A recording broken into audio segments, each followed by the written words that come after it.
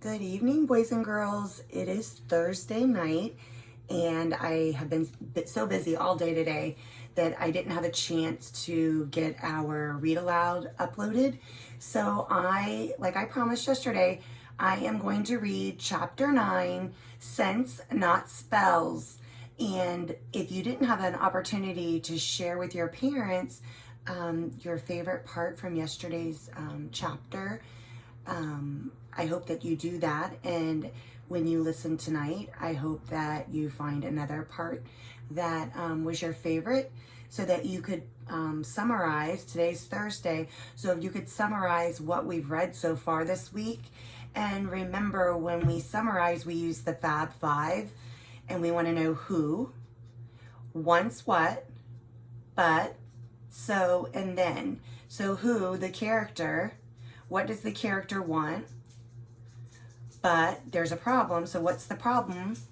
So what do they do? And then how is that problem solved? So there has been a few problems throughout the book. So maybe you want to talk about what happened when Leonard and his daughter went and were going to adopt the miniature horse. And when they went to go adopt Tansy, she didn't want to leave. She wanted to stay with Clover. So that could be something. But in your own words, I want you to summarize using the Fab Five to your mom, dad, aunt, uncle, grandparents, whoever is keeping you. So do that for me. And then today, as I read, I want you, again, find a comfortable place and just concentrate on my voice and listen to the different events that happen, and see if you can pick out some of those similes we've talked about. Maybe there are some vocabulary words that you can recall. So just listen closely as I read, and we'll hopefully when we get back to school, we can talk about this book. So I'm going to read chapter 9, Sense Not Spells. There was something in the dry space in front of Clover. She could feel the heat from its body, and when she listened very hard, she could hear soft whimpering too, but she couldn't see anything. She reached out her hand slowly, hopefully, and touched wet fur, but only for a moment.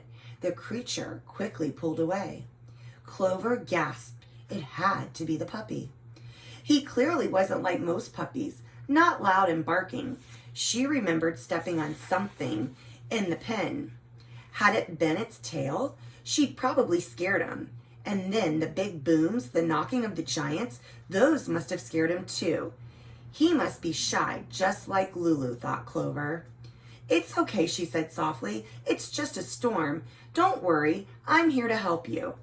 Clover remembered the treat she had brought and pulled one out. It was soggy, but it was better than nothing. Here, look, for you, she said, holding it out, hoping it was in front of him. She heard the puppy sniff very softly. Again, he was almost as hard to hear as he was to see. And all of a sudden, an invisible tongue licked the treat out of her hand. Clover heard some soft munching and saw some crumbs and shifted closer, reaching out her hand again. This time the puppy flinched, but didn't shy away. Carefully, she petted him. He certainly didn't feel invisible. He was very tiny and very wet, but even so, she could feel two floppy, puppy-like ears and a wet, puppy-like nose.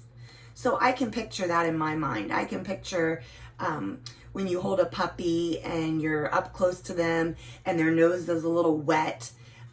So I can picture that in my mind, and I can visualize that in my head and see what's happening. And before I finish reading, when we talked about the Fab Five, that could be something you want to talk about, is how Lulu kept talking about an invisible puppy, and her dad said ignore her because it's something that she has made up. And now Clover is actually seeing that it is not made up, and she's experiencing that as well. So that's something to think about when you talk to your parents about the Fab Five. So I'm going to keep reading, but as I'm reading, remember, you're visualizing in your head. He even had a puppy-like tail which thumped softly on her shoe. As she felt down his back, she gasped. Something feathery and delicate was folded up near his shoulders, two very unpuppy-like wings, which trembled with every breath he took. He wasn't just an invisible puppy, he was a winged puppy too. That's how he reached the wish book, thought Clover. At least now she could explain what happened to Mr. Jams. Surely he'd understand. After all, it was hard to be mad at an invisible, winged puppy. She fed the puppy another soggy treat, which he gobbled up eagerly. Clover had to get the puppy back to the agency, dry him off, and give him a proper meal. The rain was still pouring outside of their shelter. They could try and wait out the storm, but who knew how long it might last? It was best to leave now. Clover reached for the leash in her pocket, but realized that, in her hurry, she'd forgotten a collar. She'd have to carry him. She reached to pick up the puppy, but with a whimper, he backed away. "It's okay," Clover said again, crawling toward him. She took the last biscuit from her pocket and held it out. He gobbled up, then licked her hand as if looking for more. "I'm sorry, that's it," she said, "but there are more treats at the agency. Would you like to come with me?" He licked her hand again. "Good," said Clover, "but I need to pick you up, okay?" Slowly, Clover tried again. She slipped her arms under him, murmuring more words of encouragement all the while. This time, he didn't back away. Nestled in her arms, he seemed even smaller. She could feel his little heart beating next to hers. She sat like that for a moment, holding him tight. Every time the thunder rumbled, the puppy's heart raced. "Shh, shh," comforted Clover. "Nothing will hurt you, but we have to leave here, okay? Remember the treats?" The puppy licked her arm. "Let's go and get some." And so, with the puppy tucked in her arms, Clover crawled out of the shelter of the boulders and headed into the storm and the muck of the meadows. Although it was still raining, inside she was beaming, happy and bright like the sun. So again, there's a simile. It's comparing Clover and the way she was feeling inside being all bright and cheerful. And so they're comparing that to this brightness of the sun. On the way back, Clover paused as she passed Lulu's house to show her that the puppy was safe. And sure enough, Lulu was pressed against the window. When she saw Clover and the puppy, she broke into a big grin and waved furiously. Hickory was perched on the windowsill, but Lulu seemed to be holding something in her arms too. Could it be one of her invisible animals? Clover remembered what Leonard had said. A feathered fish, a bunny with antlers, and what else might she have? Possibilities bloomed in Clover's imagination. She noticed Lulu's glasses were sitting on top of Hickory's cage. She remembered all the times Lulu had taken them off at the agency and how many times Leonard had said, "You can't see anything without them." He was wrong, thought Clover with a smile. Lulu can see lots without him. Or without them, I'm sorry. Clover decided she would have to visit Lulu again soon and meet all of her animals. She waved goodbye and hurried on. By the time she reached the meadow's signpost, the storm had calmed down, and so too had the puppy. He was no longer trembling, but instead wiggling, wiggling. Then the gnome did something he had never done before. He mumbled. Clover was sure he said Gump. "You can talk," she said, surprised. "Gump, is that your name?" But the gnome just blinked. Clover smiled. "Gump, I like that. It suits you." After making sure the puppy was dry and fed, Clover decided she needed to dry off too.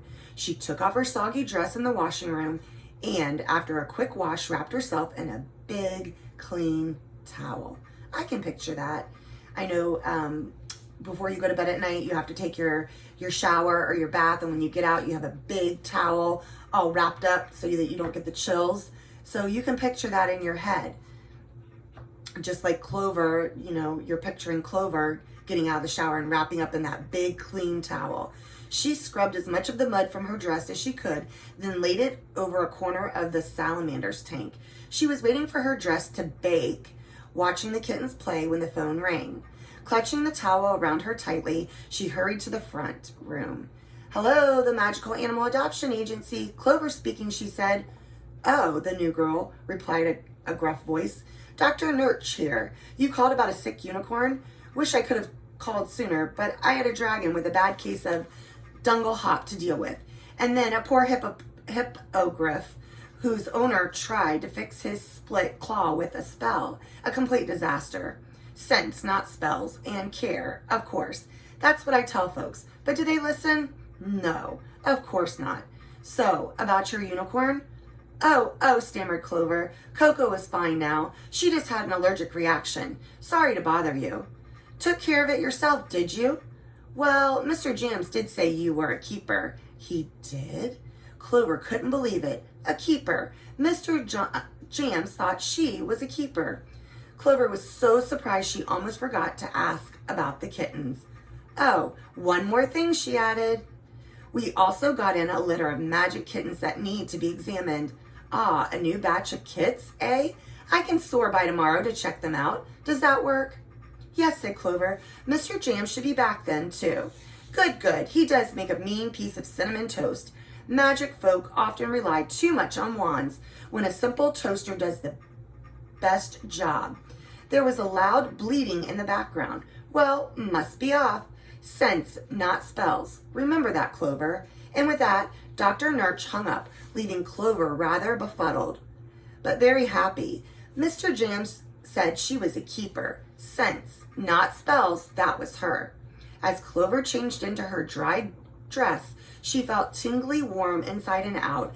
In the front room, the puppy and Dippity were curled up together on the couch. Well, it looked like Dippity was sitting next to a floating ribbon, and the sun was shining through the window. Clover opened a crack to let in a breeze. So many wonderful things had happened that day. So many mysteries had been solved. She wanted to share it all with someone. That was one person. Of course, she couldn't tell Emma exactly what she had discovered at the agency, but she could tell her exactly what she had discovered about herself. She sat down and pulled out a piece of paper from the desk. She still had to rewrite the card for the kittens, and now she could do one for the puppy too. But first she wanted to write to her friend. She took out the quill pen. She knew it would be messy, but she didn't mind. Emma would like that she had written with a real quill pen. And that time Clover would remember to blot the ink.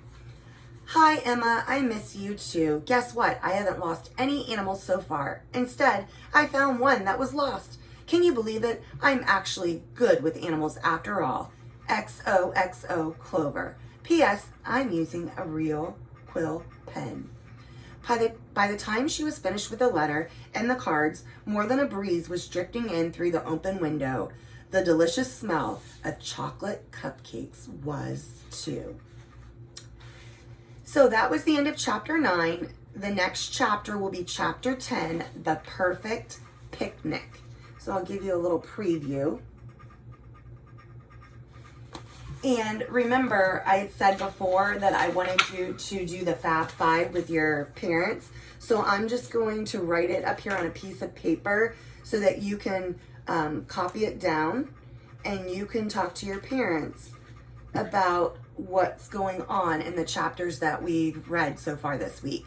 So remember, when we talk about the Fab Five, it's who,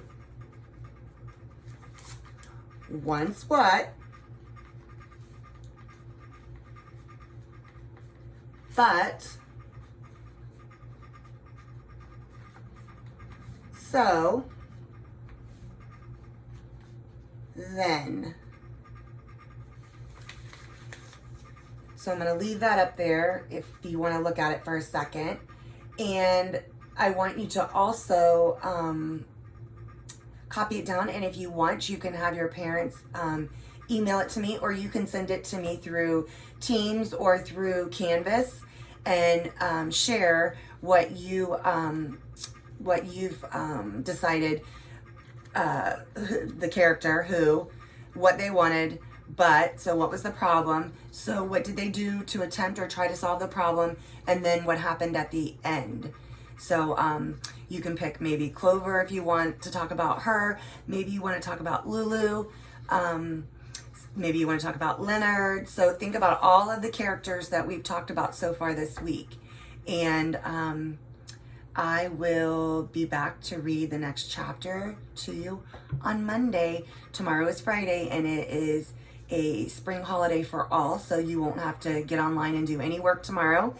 And so I will see you back on Monday. Remember, if you have any questions or if you need help with something, if you want me to walk you through an assignment, if it's math or reading or science, just email me and I will get back to you, and I can set up a time to meet with you in Teams and we can work through it. So I hope you guys have a great weekend.